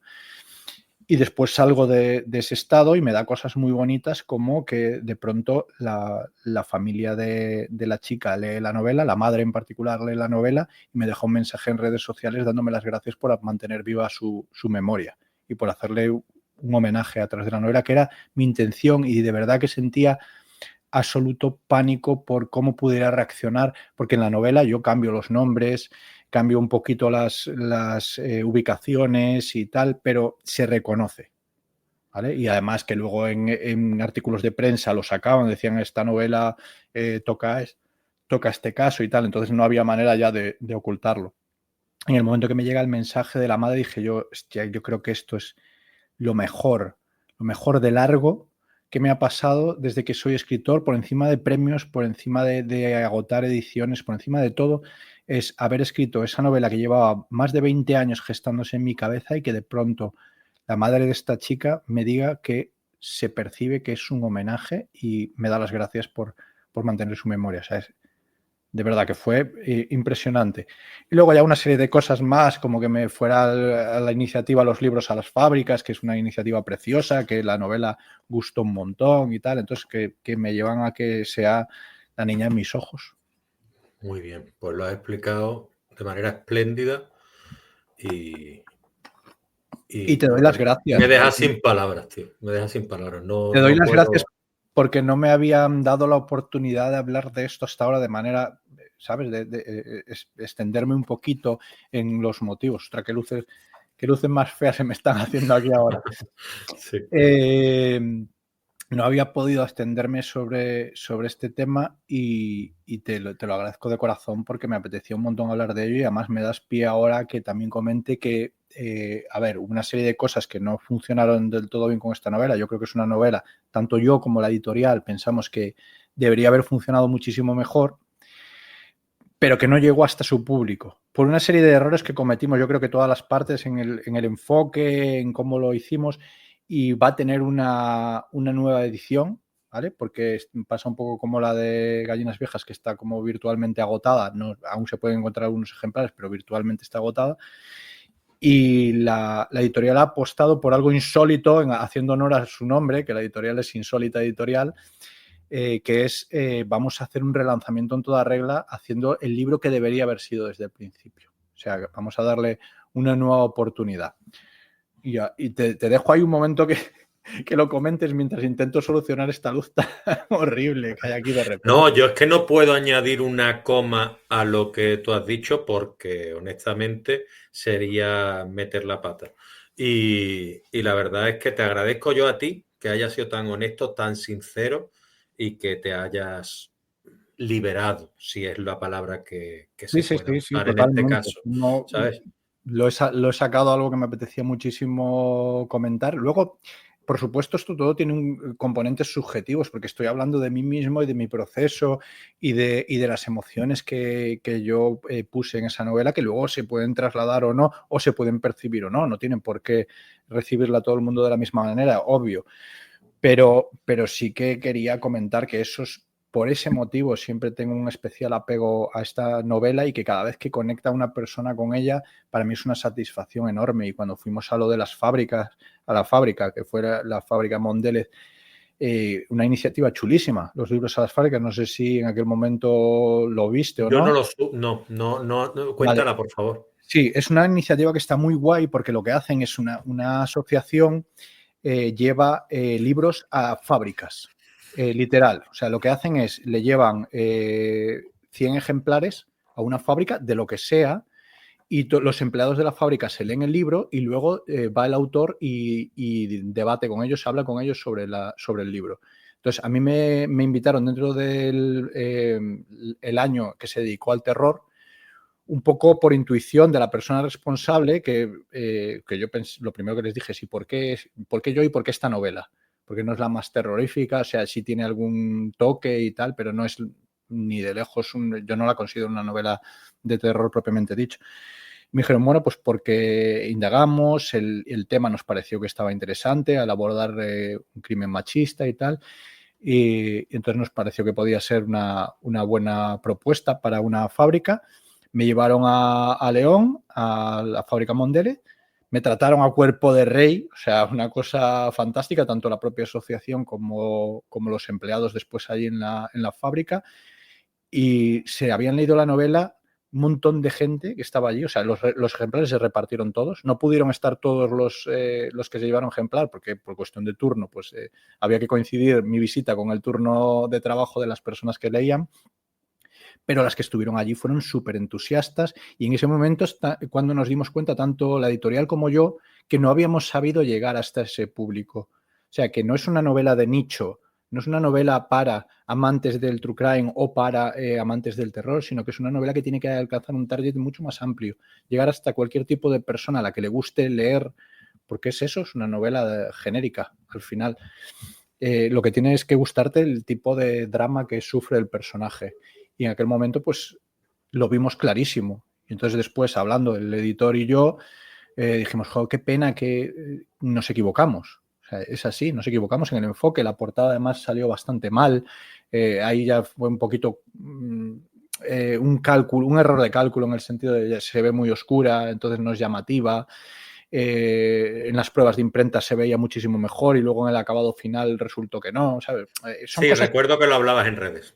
sí, son cosas que pasan, que al final, pues oye, pues todos nos equivocamos y puede salir mal y tal. Y entonces el editor, cuando me dijo esto, me dijo, ¿qué te parece si la relanzamos? Como si nunca hubiera salido, ¿sabes? A ver, que él ya la leyó, no vamos a mentir a nadie, la novela es la misma, se va a titular igual, y etcétera, pero hacemos un relanzamiento para que pueda alcanzar el público objetivo que tiene esta novela. Y yo dije, pues si se asume el riesgo a nivel editorial y las cifras avalan que pueda llegar a funcionar así, adelante con ello, porque es como una nueva oportunidad y ponerle un rostro un poco más hermoso a la que es mi novela favorita. Sí, sí, sí. Yo ya te digo, es que tu obra, pues, es relativamente extensa, vaya. Mm. Entonces yo voy a hacer un pequeño repaso. Bueno, yo le voy a decir a la gente que por favor, y si tú quieres entrar en hablar de ella, por supuesto, que a Bajubal se tienen que acercar y a la leyenda de Bajubal, que recuerdo que tú me comentabas que tenía un nombre, después se cambió el nombre, y que trata pues todos esos temas, por ejemplo, de lo que es la santería, bueno, Se la me ha santería. suicidado el libro. La santería, ¿no? Y demás, ¿no? Quiero que lo Sí, expliques tú mejor. la leyenda del Babujal es probablemente a nivel estético o de estilo sea la más cercana a una cara conocida, ¿vale? Entonces también hay bastante, y aparte la leyenda del Babujal también es especial para mí. Seguramente si me preguntases antes de haber escrito una cara conocida, me preguntases cuál es mi favorita entre mis propias obras, te hubiera dicho la leyenda del Babujal porque surge a partir de una historia que me contó cuando yo era pequeño mi abuela. Una historia de guerra civil bastante convencional, pero que a mí se me queda ahí también grabada. Una historia que vivió mi bisabuelo en el frente durante la guerra civil. Y a partir de ahí la mezclo con otra historia que me cuenta una compañera de trabajo en uno de estos primeros trabajos 100% alimenticios en el restaurante de un hospital. Una compañera cubana me habla del Babujal por primera vez, del demonio Babujal, que es un demonio del folclore cubano, y no sé cómo llego al punto de hilar ambas cuestiones, ambas historias, y digo, ostras, aquí tenemos una novela que casa estas dos cosas y que además va a ejercer un contraste fuerte, porque el hecho de meter un personaje cubano, mulato, en la posguerra civil española, que es la novela se ambienta en tres etapas, guerra civil, posguerra y transición, meter a un personaje mulato, dos personajes mulatos cubanos en la posguerra civil ya es fuerte de por sí. Si lo metes encima en el contexto de un pueblo pequeño, que es el Catalar, pues, pueblo que me inventé también para esta novela, un poco libremente basado en el Atazar, lo metes en ese contexto y es fuerte el choque cultural y ahí me da pie a hablar de eso, de supersticiones y de cómo arraigan y de cómo se cuelan en el imaginario colectivo y de cómo un demonio hipotético puede llegar a convertirse en demonios reales. Sí, porque los monstruos en tus obras son las personas, las malas personas. Siempre, siempre son. O sea, al final los monstruos existen y somos nosotros. Eso es tan evidente. Y eso es lo más de terror de tus obras, pienso yo también. Sí, sí, sí, hay algo de terror siempre a través de las personas y de lo que podemos llegar a ser y hacer en determinadas situaciones. El Babujal en esta novela al final es como una especie de justificación del mal. En la novela se repite varias veces. El Babujal está en la casa, pero tienes que saber dónde está y a quién acompaña, dentro de quién. Son como avisos, ¿no? Que le vas Sí, haciendo al lector. correcto. Mm. Y yo voy a hacer un pequeño recorrido por tu carrera, como decía, hasta que me pare en una que quiero que me hables también de ella, Sí, porque creo que merece la pena hablar de ella. Tú empiezas con Piezas desequilibradas, en el año 2011 empieza tu carrera, sí. continúa con Instinto de superviviente, Lantana, El hombre que nunca sacrificaba a las gallinas viejas, Absurdario, que no la hemos comentado, El tiempo como enemigo, Cacahuete, Ujú. Babujal, El hombre que nunca sacrificaba a las gallinas viejas, Más simetrías, Reír en tu funeral, La leyenda del Que es la Babujal, perdón, La oración del sepulturero, La pena y la nada bajo un cielo color caramelo, Buenos días, Quarantiners, El humor como terapia de grupo, sí. Instinto de superviviente, revisada y ampliada, con mentiras necesarias, Lantana, edición de bolsillo con mentiras necesarias, y me quiero parar antes de terminar con Una cara conocida y la reedición del hombre que nunca sacrificaba a las gallinas viejas de Apache Libros, con Por todas mis muertas, porque creo que Ujú. merece una mención y que tú te extiendas un poco más en ella. Sí, a ver, y de nuevo te lo agradezco porque es otra de esas obras que siendo pequeñita en cuanto a extensión, porque es muy pequeñita, es una antología que no llega a las 100 páginas, yo creo que contiene los mejores relatos probablemente que haya escrito.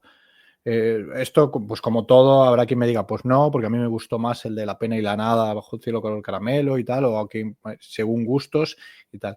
Pero en esta antología por primera vez trabajo con un concepto de base, porque normalmente no trabajaba con un concepto de base en las antologías, sino que recopilaba más o menos unos cuantos relatos que encajasen por temática, por tono, por lo que fuera, pero no había un tema de fondo. Y aquí sí había un tema de fondo, que era la pérdida de figuras femeninas o la muerte de algunas mujeres. Lo que pasa es que me gusta más decirlo en abstracto, como, porque no es exactamente siempre mujeres, ¿vale?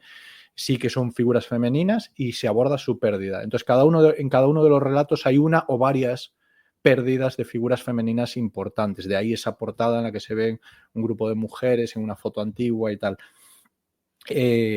Ahí exploro por primera vez el caso de Débora Fernández en el segundo relato, El último día que nevó, que probablemente sea el relato más bonito que escribí. No voy a decir el mejor, porque eso ya digo que es subjetivo, pero seguramente sea el relato más bonito que escribí a nivel estético. Y abordé por primera vez ahí, y fue la primera vez que tuve también una toma de contacto con la familia de Débora Fernández. Entonces como mínimo ya le debo eso. O sea, el primer contacto con la familia antes de escribir Una cara conocida, y un enfoque totalmente distinto al que después fue en la novela. O sea, aquí sí que hay un componente fantástico más marcado, hay una voz del propio fantasma de la chica, hay una serie de cosas que tratado con el más absoluto respeto, pero que es más nítido. Desde el punto de vista fantástico es más evidente. Y hay algunas cositas que después sí que se pudieron extrapolar a la novela, pero no tiene nada que ver a nivel de trama, de tono, de intencionalidad y tal. Simplemente era como pues, el primer acercamiento, ¿vale? Y luego hay otros relatos, uno que tiene arraigo en recuerdos del nacimiento de mi segundo hijo. O sea, todos los relatos al final tienen un peso emocional importante para mí, y yo creo que es algo que se traslada. Hay una visita al Catalar, al pueblo de la leyenda del Babujal. Hay una visita, indirectamente se insinúa, aunque no se llega a decir, hay una nueva visita a Simetría en el relato Preciosa Sangre. O sea, tiene un poco como de trayectoria a través de todas mis etapas, digamos, que confluyen ahí en este libro de relatos. Toque nostálgico ahí también para ti mismo. Sí, porque era una manera de regresar a lugares que a lo mejor me habían quedado zonas por explorar o que me apetecía explorar, y dije, pues me da la excusa perfecta. Hay algún recuerdo de adolescencia incluso por ahí metido. Hay un poquito de terror, hay bastante de drama. De verdad que es un libro especial, que es difícil que una antología de relatos funcione, porque las antologías de relatos, pues cualquier editor al que le presentes de pronto un libro de relatos echa las manos a la cabeza y dice, esto no se vende, esto no. Pero Base son muy intrépidos y les gusta mucho el formato libro de relatos, y al final pues el hecho de especializarse también hace que funcione un poco mejor. Y el hecho de que se la quedaran, o sea, porque la leyeron y dijeron, sí, es una antología, porque yo decía, esto es muy cortito, o sea, ¿quién se va a quedar con una antología que no llega a las 100 páginas y tal?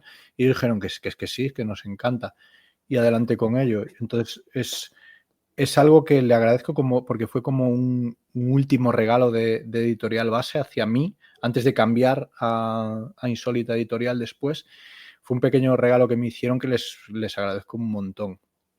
Pues ahí queda dicho. Ya he visto yo que tú te has quitado ciertas espinitas que tenías clavadas y has sabido, pues, esas heridas o esas cicatrices cerrarlas de manera sana, que eso es lo que es lo importante, porque nosotros hemos tratado aquí temas como la salud mental, que yo lo hablaba el otro día con algunos invitados y alguna invitada que decía, es que es de lo más normal que se hable, porque yo también he pasado por la depresión y yo jamás lo había reconocido ante el público, que a lo mejor no eran los más allegados y de mi círculo más cercano.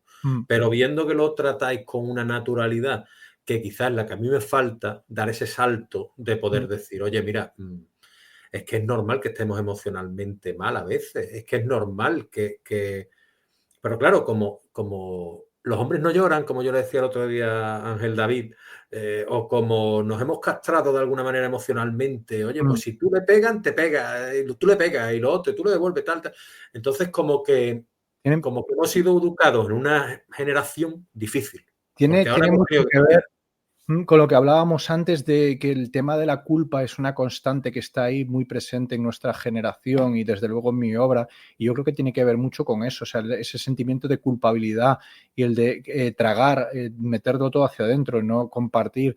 Yo estuve en el mismo punto que tú, por supuesto. O sea, yo cuando estaba en pleno apogeo de depresión, primero es que no me lo reconocía ni a mí mismo. O sea, me tuvo que decir la psicóloga que me trataba en aquel momento, que pasé por psicólogo, pasé por psiquiatra, o sea, Sí, sí, sí, eh, sí, y, me igual, igual. tuve, y me dijo, pero es que tú no te estás dando cuenta, tú tienes una depresión. Y yo pensaba, que va, o sea, yo estoy triste, estoy pasando una mala época y tal. No es hasta que ya empiezas a remontar, hasta que ya te empiezas a recuperar, cuando miras hacia atrás y dices, hostia, tenía una puta depresión. Sí, Es algo sí. flipante, no era yo. O Claro, sea, exactamente, es que no eras tú, es que estás sometido bajo estás esa por culpa, completo. bajo ese miedo, bajo ese, todo eso te está sometiendo poco a poco y al final estás en un capullo que no, Sí. del cual no puedes salir porque donde veas se te mete otra maraña de tejido que no Sí, puedes sí, salir sí, de sí, él. es totalmente eso. Ya, yo ahora, visto con perspectiva, y me cuesta bastante ver ciertas cosas. Es que ahora que lo has mencionado, el tema de Por todas mis muertas, es curioso cómo se van hilando las cosas, porque cuando sale Por todas mis muertas, cuando sale el libro, yo estoy en pleno proceso depresivo. Yo no era consciente en aquel momento, pero yo estoy en pleno proceso depresivo. Entonces está como muy vinculado a esa etapa de mi vida y luego una cara conocida. Cuando ya sale la publicación cuando ya se publica una cara conocida, yo ya salí de la depresión. Entonces ahí entro en otra dinámica. Pero ese libro en particular, Por todas mis muertas, está anclado en mi cabeza en el proceso depresivo fuerte. Y es curioso porque hay como un bloqueo, no sé si a ti te pasó, pero a mí sí, desde luego que me impedía ver y recordar ciertas cosas que me habían pasado durante esa etapa. O sea, es como que la cabeza se protege y dice, no, esto no lo veas. Y ahora de repente, ahora que mencionas tú el tema del libro de Por todas mis muertes, de repente es como que se desbloquean recuerdos y dices, hostia, qué mal estaba Salen por con... aquí, salen por allí, salen Sí, por allá. y ahora es cuando Y soy entonces les consciente... encuentra sentido, quizá, ¿no? Perdona, Darío, les encuentra ¿Cómo? sentido. Que entonces les encuentra Sí, sí, sentido, sí, quizá. sí, tiene todo el sentido del mundo. Es que me parece curioso cómo se puede llegar a percibir determinadas cosas que, o sea, ahí está un poco la magia también de esto que hacemos, de que no somos tan conscientes de lo que proyectamos hasta que llega a otra persona y te llama la atención sobre ello. Como lo que me comentabas de pues Aronofsky y tal, que a lo mejor no son cosas que tuviera en mente cuando estaba escribiendo, pero sí que se filtran porque están ahí, aunque tú no Porque creas. escribes más con el subconsciente, quizás, ¿no? Sí, soy una persona que escribe bastante desde el subconsciente, pero yo creo que todos lo llegamos a hacer en mayor o menor medida. Luego hay lectores, pues como tú, que de repente leéis a esos niveles, que sois capaces de meteros varias capas por debajo de lo que se está narrando, y eso es realmente lo mágico. Y está muy guay que hayas hilado Por todas mis muertas con ese tema de etapa depresiva y tal, porque es que está ahí, estaba ahí. Ahora me resulta, o sea, yo pasé, como te decía, pasé por ese momento de no voy a hablar de ello, no voy a contarlo, y luego llegué a un punto que era todo lo contrario, que quizás esto es como, me lo dijo la psicóloga en aquel momento, me dijo, es que ahora has destapado la caja de truenos y ahora no paras, o sea, era como, tenía que soltarlo, y entonces probablemente me excediera, no quiero mirar mucho atrás tampoco, pero probablemente me expusiera mucho en ese sentido. Y luego siempre pasa que cuando una persona se expone, pues siempre hay alguien dispuesto a aprovechar. Sí, Pero sí. bueno, esos temas son otras cuestiones. A mí lo que me llama la atención de todo esto es cómo puedes llegar un tema psicológico, un tema mental, una depresión, cómo puede llegar a anularte como persona. Cómo puedes llegar a dejar de ser tú y estar sometido por completo a eso. Sí, a mí me pasó mucho con el tema de la inseguridad. Es decir, yo era un tío muy inseguro, entonces, a ver, a mí en ese momento, tú que me ayudaste y demás, pues claro, yo en ese aspecto pues lo valoro el triple, es decir, porque al final, a ver, es una manera de yo considero que soy una buena persona, pero es que había momentos en los que me lo planteaba, ¿sabes? Pero Te es lógico. plantean muchísimas cosas que dices tú, es que en realidad es absurdo. Y ahora las veo claras, digo, pero si la gente quiere estar conmigo por cómo soy, por tal, por cual. Y ahora lo veo claro, pero en aquel momento es Ya. lo típico que dices tú, estoy metido en el fango completamente. Sí, sí, sí, sí, y sí que te lo planteas y además, a ver, yo creo, considero que todos en un momento dado no somos buenas personas, o sea, en base puede que lo seamos, pero que todos en algún momento dado hacemos daño a otras personas de manera voluntaria o involuntaria, que todos tenemos momentos en los que somos el gilipollas, ¿sabes? O sea, cuando decimos, este es gilipollas, en algún momento todos somos el gilipollas de alguien, seguro. Y cuando estás metido en eso, lo ves todo negativo. Entonces, como lo ves todo negativo, piensas, joder, soy una persona de mierda. Y lo ves de esa manera y no eres capaz de salir. De eso se trata al final, ¿no? O sea, en eso consiste una depresión, en que solo veas la parte negativa, pero luego también te queda, cuando ya atravesaste todo eso, pues las personas que te tendieron la mano en ese momento, esas personas te las llevas para toda tu puta vida. O sea, y Exactamente. a lo Y mejor aparte no. que tú saltas, ¿no? ¿Cómo? Que tú saltas también, o sea, que tú has dado 5 pasos para atrás, pero das 15 para adelante. Yo espero que sí. Yo creo que cuando nos reponemos de algo así, pues acabamos siendo todos un poquito mejores. Espero que sea así. Lo que pasa es que, ¿sabes qué pasa también?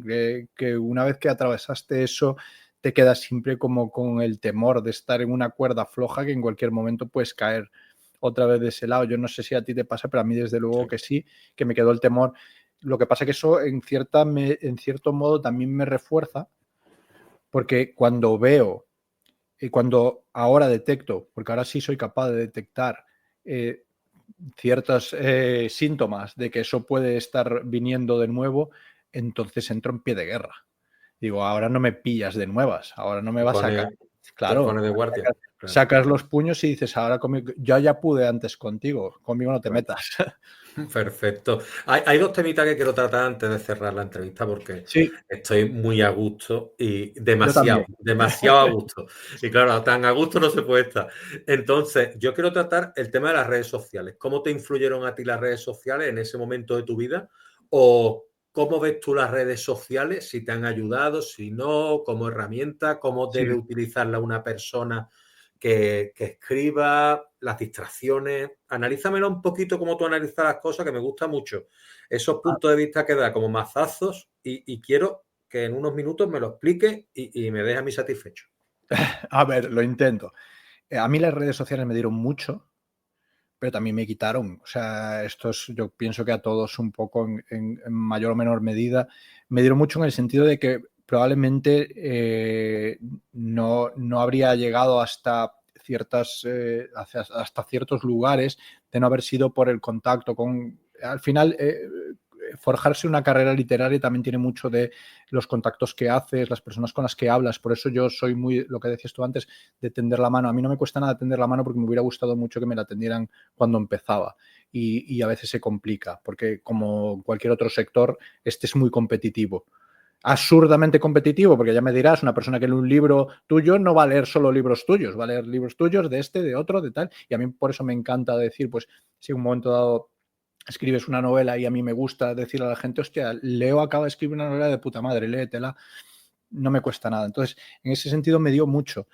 Pero luego, ¿qué pasa? Que también es un cometiempo brutal y energía, sobre todo energía, y energía muy negativa. Yo creo que ahora mismo estamos en un punto de crispación tan grande y se nota tanto en las redes sociales que yo me he apartado por eso, porque yo no necesito eso ahora mismo en mi vida. O sea, yo ya pasé por la mierda, no la necesito, y cuando estaba en la mierda probablemente contacté con las personas que menos me convenían para, para salir de eso. No digo que fueran malas personas, digo que no eran las personas adecuadas para el estado en el que estaba. Entonces, me dieron cosas muy buenas y otras que no. Entonces, cuando yo tengo que aconsejar a mis alumnos sobre cómo gestionar el tema de redes sociales, lo que les digo siempre es intenta separar ¿sabes? No te impliques 100% en tu perfil profesional, entre comillas. No te impliques en temas laborales, después lo mezcles con temas personales, porque al final no eres capaz de separar y es importante separar una cosa de la otra. Yo nunca establecí esa separación, entonces, claro, hace poco, es curioso, me encontré un vídeo en YouTube de un chico, además un muy buen tipo, muy buen reseñador, que habla de cómics, de libros y tal, y hablaba de uno de mis libros y comentaba que no le habían dado ganas nunca de leerlo porque me había leído en redes sociales, en concreto en Twitter, y que le había parecido una persona muy beligerante, una persona arisca o que había dado una mala contestación y tal. Probablemente si me pusiera a rascar, que no me puse, llegaríamos al momento en el que yo estaba pasando por esa mala etapa y probablemente sea cierto que le di una mala contestación a alguien. Y en aquel momento me nació responderle en su propio vídeo de YouTube y decirle, oye, soy yo esta persona y tal, lamento que te hayas llevado esa impresión de mí, no sé qué es lo que dije, probablemente tengas razón. Y oye, pues se acabó leyendo la novela, le gustó y ahora tenemos una relación completamente distinta. Qué bonito, qué bonito. Te lo tengo que decir, qué bonito ese gesto tuyo de reconocimiento, porque dejar el ego a un lado es tan complicado, es Pero tan ese es el difícil. problema, tío, es que las redes sociales podrían ser un sitio tan guay y lo hacemos tan feo. O sea, A mí me has puesto los vellos de punta, te lo juro, ¿eh? O sea, no me puedo alegrar más de haberte hecho esta pregunta, tío. y en tono al mea culpa, ¿eh? O sea, muchas veces yo he sido el gilipollas en redes sociales, pero vamos, o sea, por mil. Y tuve momentos en los que yo abría las redes sociales por puro desahogo y ahí volcaba todo lo malo. Y ahora estoy en el punto totalmente contrario. Lo poco que entro en redes sociales, que sea buen rollo, cojones, que ya, ¿sabes? Estoy hasta los huevos ya de leer cosas malas. Qué bonito lo que me has contado del reconocimiento. Es decir, quizás, simplemente sé Sí, quizás tuvieras claro, es que razón. probablemente tenía Es razón, posible que seguramente. no, pero posiblemente pudieras tenerla. Sí, claro Probablemente, que sí, porque seguramente. ¿Por qué? Porque, mira, en pues medio de también un puedo haber momento de equivocado. crispación, en una discusión Exacto. de tú a saber de qué o no sé qué, si te pilla esa persona, y eso es lo que les intento explicar a mis alumnos, Sí. ojo, que esa es vuestro escaparate al mundo como Y queda escritores. grabado, ¿eh? Ojo, que es que esto está Claro, escrito. exactamente, y tú puedes eliminar un comentario en un momento dado, pero oye, que tú no sabes quién sacó un pantallazo, que eso vuelve a Claro, ti, ¿sabes? O claro, claro. sea, que no hay manera de ocultarlo. Entonces siempre les digo, intentad separar, es que, que vuestros temas personales vayan por un lado, por lo menos si queréis que vuestras redes sociales sean realmente el escaparate que tenéis a vuestra obra y a vuestro trabajo. Yo no lo supe gestionar de esa manera, me equivocaría mil veces, pero bueno, que tampoco me arrepiento de nada porque o sea, te conocí a ti, conocí a gente estupenda, conocí a este chaval recientemente y que no pasa nada por reconocerlo, No, por no. decir en un momento dado, no me comporté como creo que me... Yo es que, mira, Te lo pensaba, engrandece, perdóname, te engrandece, ¿eh? no, tampoco lo pretendo, quiero decir, al No, no, final pero pretenderlo no significa que, a es ver, una, es una hablándotelo reflexión. yo desde mi punto de vista, ¿no? Que no es que lo pretendas, porque si no sería pretencioso, lo hubieras hecho por algún motivo. No, pero te No, no, engrandece de igual manera, ¿sabes? te lo agradezco, En pero este mundo, ¿eh? En este mundo en el que a lo que vivimos, voy, a lo que voy es, no pasa nada porque en un momento dado, digamos, me equivoqué, me comporté mal, hice esto. Yo creo que a día de hoy tengo bastante claro que eh, no, en los últimos años, sobre todo, no llegué a más cosas por el carácter de mierda que venía mostrando en redes sociales muchas veces. Y eso estoy casi seguro de que me cerró caminos, te ¿vale? penalizo. Sí, me penalizó, porque igual que este chaval en un momento dado lo vio y dijo, joder, qué gilipollas. O sea, y todo el mundo me dice que, además decía algo así, como todo el mundo me dice que su novela es muy buena, pero es que como me pareció un gilipollas, y digo yo, o sea, en ese momento me paro, reflexiono y digo, hostia, yo no quiero ser, o sea, puedo serlo, voy a volver a serlo en momentos puntuales de mi vida, pero no quiero que todo el mundo me perciba como el gilipollas, por favor. Eh, Más que nada porque sé que soy muchas otras cosas aparte de gilipollas, que lo soy bastante. Gilipollas es lo que tú has dicho antes, de manera puntual lo somos todos. Lo En somos algún todos, momento. claro, Y pero que ya, no. ya no solo que lo seamos, a lo mejor incluso en el fondo llevamos razón, pero para alguien, lo que tú has comentado antes, lo vamos a Claro, ser. En su vida seremos el villano, claro, y entre seremos el comillas. villano. Yo estoy ¿Sabes? seguro de que soy el villano de la vida de una o varias personas y oye, pues lo lamento mucho y desde aquí le tiendo la mano a cualquier persona que considere que soy ese villano o esa persona que en un momento dado le haya podido hacer daño, le haya podido molestar, lo siento, y si quieres hablarlo, lo hablamos tan tranquilamente, igual que lo hablé con esa persona porque vi la oportunidad y él me lo agradeció y dije, pues mira, pues otra relación que me llevo, porque además me estaba gustando, es que lo curioso es que me estaba gustando un montón el canal de este chico y Encima. tal. Claro, me estaba gustando y de repente me encuentro conmigo mismo sin querer, es que además fue totalmente fortuito. Y me encuentro que está hablando de mí y digo yo, hostia, pero ¿qué pasó aquí? Qué cosa, ¿no? Qué bien, tío. Y claro, Pues, sí. nunca sabes, o sea, igual que en tu caso, pues dejé una sensación positiva porque aparecí en tu vida en un momento en el que pues a ti te vino bien. A mí no me costaba nada en ese momento tenderte la mano y se la atiendo a quien haga falta, pues a otras personas habremos llegado en momentos malos y le habremos dejado una impresión muy mala. Pero Sí, ¿por qué nos tenemos que quedar ahí? ¿Sabes? claro. Es lo que te digo. Porque a veces cuando estamos en medio de la vorágine estas de discusiones absurdas de redes sociales, del y tú más y no sé qué y tal, párate un momento y piensa si vale la pena que esa persona para el resto de su vida se lleve la impresión de que eres un pedazo de mierda. Entonces yo ahora ya, si veo que la otra persona no va a entrar en razón en ningún caso y que además yo tampoco voy a cambiar mi postura, pues hasta luego y cada uno por su lado y no, aquí no pasa nada. Sí, ¿Qué una más cosa da? es conversar y otra cosa es Mm. lo que estamos hablando. Es decir, yo quería tratar este punto contigo porque me parecía de lo más interesante y el que no podía dejar pasar, y lo he dejado para el final adrede, era el de la inteligencia artificial. El tema ¿Vale? estrella.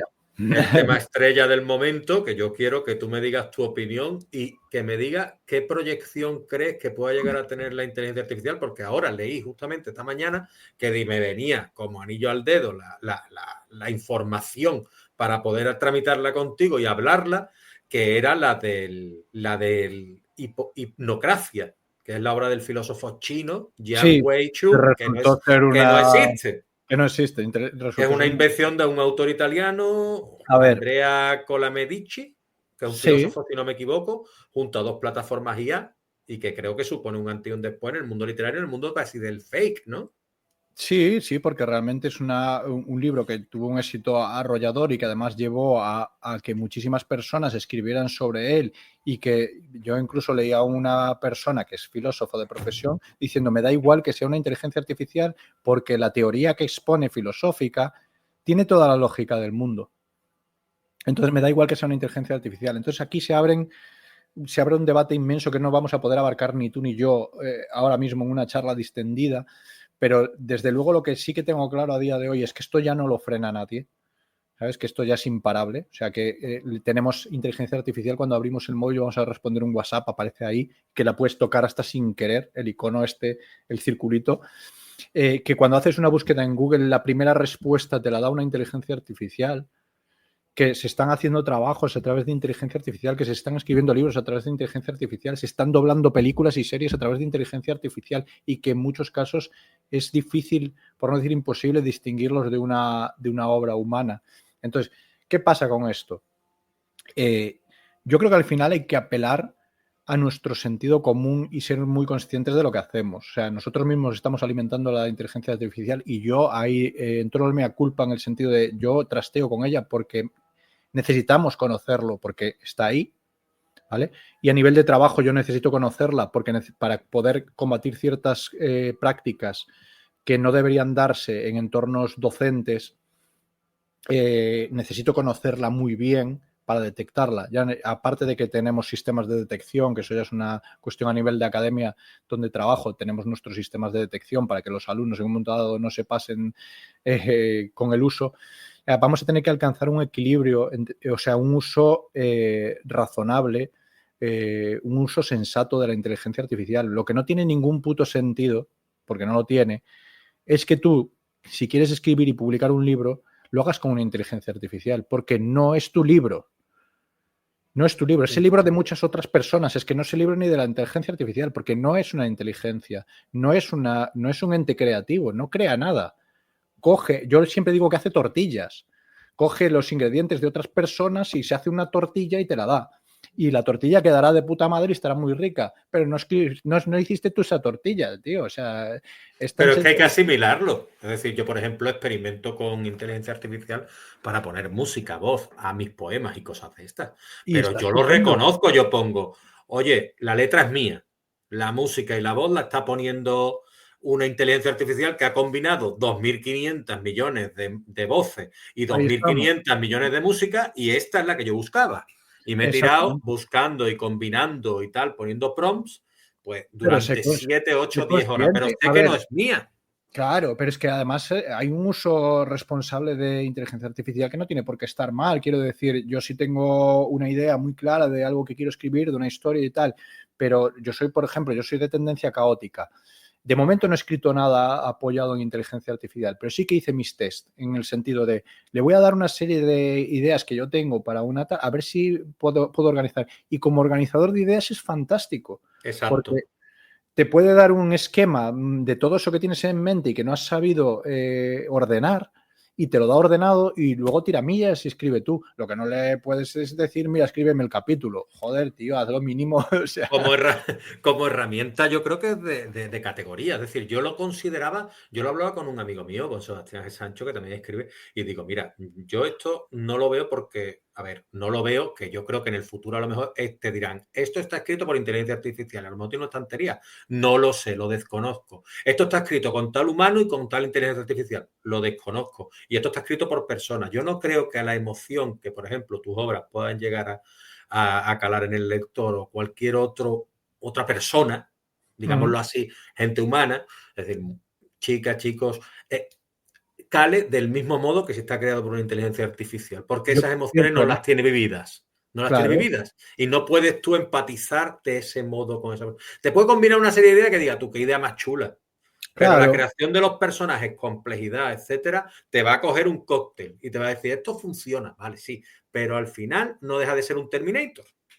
Exactamente, si es que no está creando nada, solo está mezclando conceptos que nosotros le hemos dado y que o que está cogiendo, que ese es otro debate, que coja sin permiso de los creadores. Entonces, mientras todo esto se legisla, lo único que podemos hacer es intentar un uso responsable.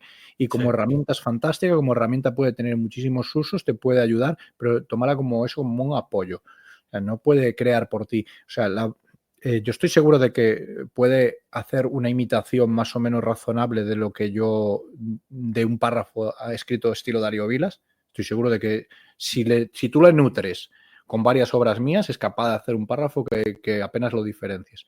Pero sigue sin ser algo escrito por mí. Entonces, ¿a mí qué me aporta? Claro. O sea, no estoy haciendo yo nada. Yo lo que quiero es que el párrafo sea mío, con sus imperfecciones. Sí. ¿Sabes? Porque yo soy firme defensor de las obras imperfectas. O sea, para mí una obra pura que realmente me cale tiene sus imperfecciones. Y esas imperfecciones la IA ya no las va a tener, porque la IA va a hacer una mezcla perfecta de ingredientes. Entonces, volviendo, por ejemplo, al tema de cero calcare, a mí me puedes decir que una inteligencia artificial va a llegar a un momento en el que establezca una sintonía tan grande entre autor y lector, en este caso yo, que soy el lector de sus obras, que diga yo, wow, ¿cómo me representa esta? Pues si llega ese momento, que no lo sé, porque al ritmo que avanza, pues puede ser que sí, llegará, pero no serán creaciones humanas y no sé qué sentido tiene. Yo creo que hay un meme por ahí que seguramente lo habrás visto ya, en el que dice, la cosa sería que las inteligencias artificiales nos hicieran la colada y nos hicieran de comer mientras nosotros creamos obras artísticas y no al revés, que es lo que está pasando. No lo había visto, pero tienes toda la razón. Mientras nosotros hacemos la colada y las tareas domésticas o las obligaciones que tenemos a la inteligencia artificial trabajando por nosotros en obras creativas, que no tiene ningún puto sentido. No tiene sentido, ¿no? Y otra cosa también te digo, yo lo asimilaba, por ejemplo, lo que te decía antes, con el robot de cocina. Es decir, Mm. el robot de cocina no va a hacer desaparecer la olla, ni la sartén. No, Porque no. aunque tú le digas, mira, es que mi abuela ponía, o mi madre ponía un dedal de esto, y ponía un vasito de chupito de lo otro, no sé qué, tú se lo vas a echar al robot de cocina y el robot de cocina ni de coña te va a hacer la croqueta que hacía tu madre, cojones. Se No, parecerán, pero no tendrán ese... y cuando a la abuela se le iba la mano con el curry y quedaba de puta madre de manera inesperada, eso no te lo va a hacer la inteligencia artificial, ¿sabes? O Tampoco, sea, es que tampoco.